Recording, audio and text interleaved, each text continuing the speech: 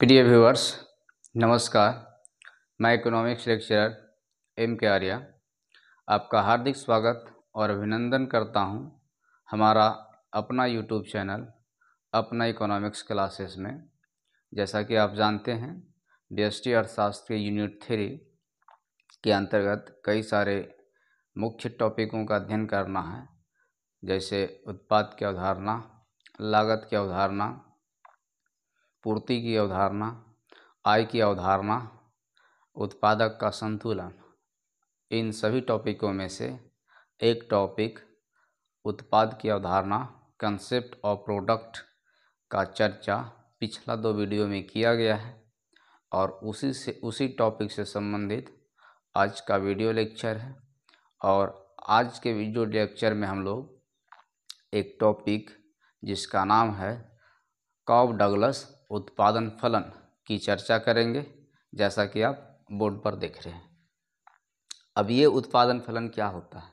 हम लोग पुराना उत्पादन फलन में जान चुके हैं कि उत्पादन की मात्रा और उत्पादन के साधनों के बीच फलनात्मक संबंध को उत्पादन फलन कहते हैं। ये हम लोग पुराना उत्पादन फलन में देख चुके हैं। कॉब डगलस उत्पादन फलन में क्या होता है? यहाँ कहा जाता है कि एक फर्म किसी वस्तु का उत्पादन करने के लिए दोनों साधनों का प्रयोग करती है, और दोनों साधनों का प्रयोग करती है तो वे दोनों साधन में एक साधन ये होता है और दूसरा साधन ये होता है, या साधन 1 जो होता है इसका पावर अल्फा और साधन 2 जो होता है इसका पावर बीटा। यानी एक फर्म किसी वस्तु का उत्पादन करने के लिए इन दोनों साधनों का प्रयोग करती है।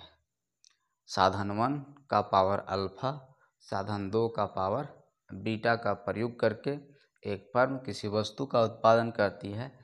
इस तरह के उत्पादन फलन को हम लोग कॉब डगलस उत्पादन फलन के नाम से जानते हैं। अच्छा, इसको आगे बढ़ाते हैं। इसमें माना जाता है कि यह साधन 1 अगर स्थिर है, साधन 1 अगर स्थिर है तो इसे हम एल बार अल्फा के नाम से जानते हैं, और साधन 2 स्थिर है तो इसे हम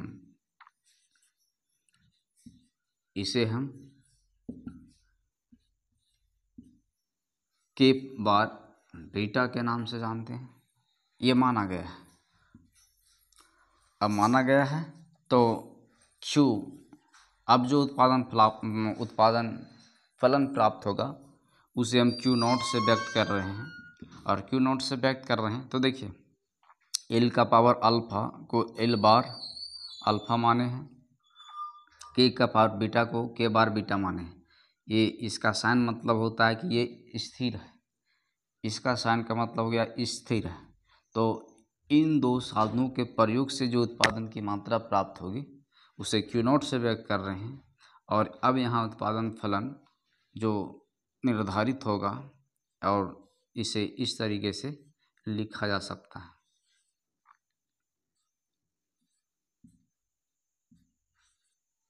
ये देखिए, चूँकि हम एल का पावर अल्फ़ा को एल बार का पावर अल्फ़ा माने हैं, के का पावर बीटा को के बार का पावर बीटा माने हैं, इस तरीके से। अब यहाँ पर हम जानते हैं कि किसी वस्तु का उत्पादन करने के लिए उत्पादन के साधनों का प्रयोग किया जाता है, लेकिन तकनीकी भी ऐड की जाती है, तकनीकी भी लगाई जाती है, टेक्नोलॉजी लगाया जाता है। सवाल है कि हम साधन 1 में तकनीक प्रयोग करेंगे कि साधन 2 में तकनीक प्रयोग करेंगे। तो स्वाभाविक है कि तकनीक दोनों में प्रयोग किया जा सकता है, और तकनीक को हम लोग यहाँ स्मॉल t से व्यक्त करेंगे। तो हम तकनीक को दोनों साधनों में ऐड करेंगे, इसलिए हमें स्मॉल t से दोनों में गुणा करना पड़ेगा, और जो तब उत्पादन फलन जो प्राप्त होगा उसे हम Q1 से व्यक्त करेंगे। और Q1 से व्यक्त करेंगे तो यहाँ t से गुना कर रहे हैं, स्मॉल t से, तकनीक से, तो ये क्या होगा एल बार और इसका पावर क्या हो जाएगा, अल्फा।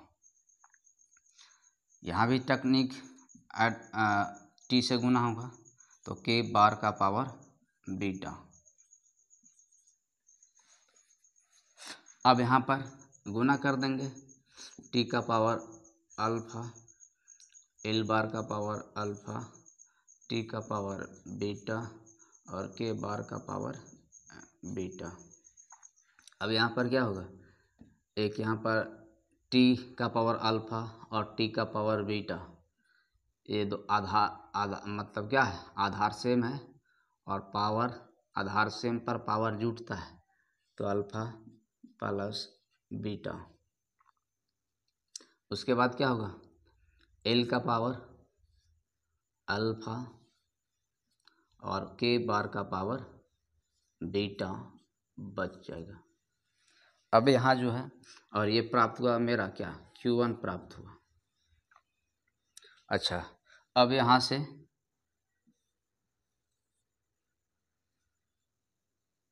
एक स्टेप और लेते हैं, Q1 टी का पावर अल्फा प्लस बीटा, और अब देखिए एल बार का पावर अल्फा और के बार का पावर बीटा बराबर कितना होता है, यहाँ से देखिए Q0 होता है, तो हम इन दोनों की जगह पर Q0 का को प्रयोग कर सकते हैं। तो ये मेरा मेन चीज़ हो गया। अब आपका जो परीक्षा में क्वेश्चन पूछा जाता है वो यहीं से पूछा जाता है।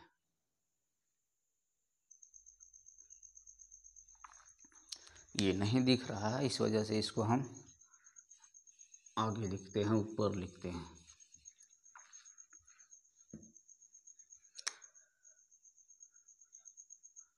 देखिए Q1 बराबर टी का पावर अल्फा प्लस बीटा और एल बार का पावर अल्फा और के बार का पावर बीटा बराबर ये होता है, तो इतना बराबर हम Q0 लिख सकते हैं, Q0 लिख सकते हैं। अब इसका मतलब क्या हो गया पता है, कि ये है मतलब कि एल बार का पावर अल्फा और के बार का पावर बीटा से जो उत्पाद, इन दो साधनों का प्रयोग से जो उत्पाद प्राप्त हुआ है उसे Q0 से व्यक्त कर रहे हैं। और ये जो Q1 है वो इन दोनों साधनों का प्रयोग तो हुआ है, साथ ही साथ तकनीकी ऐड होने से जो उत्पादन की मात्रा प्राप्त हुई उसे Q1 से व्यक्त करते हैं। अब यहाँ पर 3 कंडीशन उत्पन्न होता है। अगर हम अल्फा प्लस बीटा का वैल्यू 1 प्राप्त करते हैं या मानते हैं, जब alpha plus beta equal to 1, तो हमारे पास ये चीज़ प्राप्त होगा, टी का पावर 1 हो जाएगा इंटू Q0 हो जाएगा। और इसे हम क्या कह सकते हैं, Q1 बराबर टी का पावर 1 को टी लिख सकते हैं और ये Q0 हुआ। इसका मतलब क्या हुआ कि बिना तकनीकी प्रयोग से जो उत्पादन, बिना तकनीकी प्रयोग से और साधनों का प्रयोग से जो उत्पादन प्राप्त हुआ था वो Q0 हुआ, और तकनीकी ऐड होने के बाद जो उत्पादन प्राप्त हुआ वो Q1 है। और ये दोनों में जो एक रेशियो प्राप्त हुआ है वो T, जो स्थिर गति को बताता है, कांस्टेंट रेट को बताता है। इसलिए इस तरह के उत्पादन फलन को हम लोग, इस तरह के यह उत्पादन फलन या कॉफ डगलस का यह उत्पादन फलन पैमाने का स्थिर प्रतिफल को बताता है, पैमाने का स्थिर प्रतिफल को बताता है।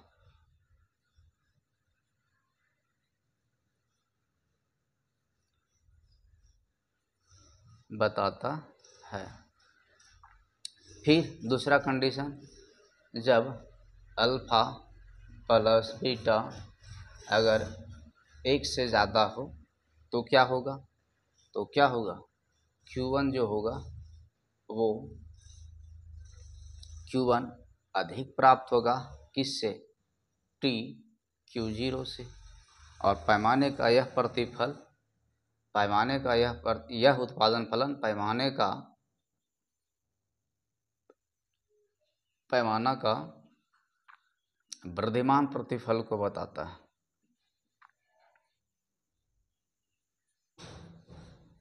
वृद्धिमान प्रतिफल को बताता है। और एक और तीसरा कंडीशन बच रहा है, वो है ये आपका कि जब अल्फा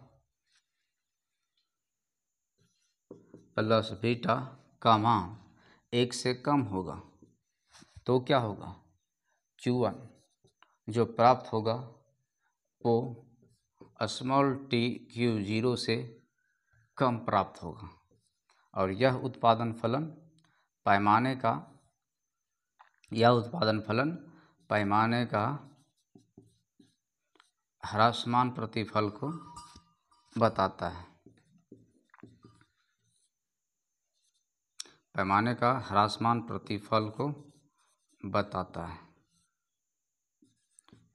और यही आपका इम्पोर्टेंट पॉइंट है जो परीक्षा में बार बार पूछा जाता है कि जब अल्फ़ा प्लस बीटा का पावर 1 है तो यह किस उत्पादन फलन को व्यक्त करता है, तो स्थिर पैमाने का स्थिर प्रतिफल को व्यक्त करता है। जब अल्फ़ा प्लस बीटा का मान 1 से ज़्यादा हो तो यह पैमाने का वृद्धिमान प्रतिफल को व्यक्त करता है। और तीसरा, जब अल्फ़ा प्लस बीटा का पावर 1 से कम हो तो पैमाने का ह्रासमान प्रतिफल को व्यक्त करता है। अच्छा, अब यहाँ पर सबका एक तरीके से इंट्रोडक्शन जो टर्म यूज हुआ है, जैसे यहाँ पर है L साधन 1 है, K साधन 2 है, T को तकनीकी कहा जाता है, अवशेष कहा जाता है, रेसिडुअल कहा जाता है। और इसको इस तरीके से भी परिभाषित किया जाता है कि ये T, ये अवशेष, ये तकनीकी या यह रेसिडुअल उस उत्पादन के उस भाग का प्रतिनिधित्व करता है जो बिना साधनों के प्रयोग से बढ़ी है। बाकी तो आप जान ही गए हैं। अच्छा, और अल्फ़ा और बीटा अल्फ़ा और बीटा, तो अल्फ़ा और बीटा उत्पादन के साधनों का घातांक कहलाता है, उत्पादन के साधनों का पावर कहलाता है। और क्या कहलाता है, ये उत्पादन के साधनों के हिस्सा को बताता है। उत्पादन के साधनों का हिस्सा को बताता है, उत्पादन की लोच बताता है और तकनीकी प्रतिस्थापन की लोच बताता है। तो ये अल्फ़ा और बीटा 3-4 चीज़ें बताता है। एक, उत्पादन के साधनों का घातांक यानी पावर को। दूसरा, उत्पादन में साधनों की हिस्सेदारी को। तीसरा, उत्पादन की लोच को। और चौथा, साधनों के प्रतिस्थापन की लोच को। इतना बात अल्फ़ा और बीटा बताता है। अच्छा, और कॉब डगलस उत्पादन फलन को कहा जाता है प्रथम कोटि का उत्पादन फलन। रैखिक प्रथम कोटि का उत्पादन फलन। रैखिक प्रथम कोटि का उत्पादन फलन। और एक और क्वेश्चन यहाँ से पूछा जाता है कि कॉब डगलस उत्पादन फलन किस प्रतिफल पर आधारित होता है, तो स्थिर प्रतिफल पर आधारित होता है। इस तरीके से इम्पोर्टेंट पॉइंट, कॉब डगलस उत्पादन फलन पर आधारित महत्वपूर्ण प्रश्न और यह टॉपिक का विश्लेषण इस वीडियो लेक्चर में किया गया है। आप इसे देखें। इससे पर आधारित 2 वीडियो लेक्चर पहले अपलोड किया गया है, उसे भी देखें। और देखने के लिए धन्यवाद। अच्छा लगे तो लाइक, शेयर और सब्सक्राइब कर दीजिए। इसी तरीके से इंटरमीडिएट का पूरा टॉपिक इस चैनल पर अपलोड किया जाएगा। ऑफलाइन और ऑनलाइन जुड़ने के लिए हमारा व्हाट्सएप नंबर 9631285248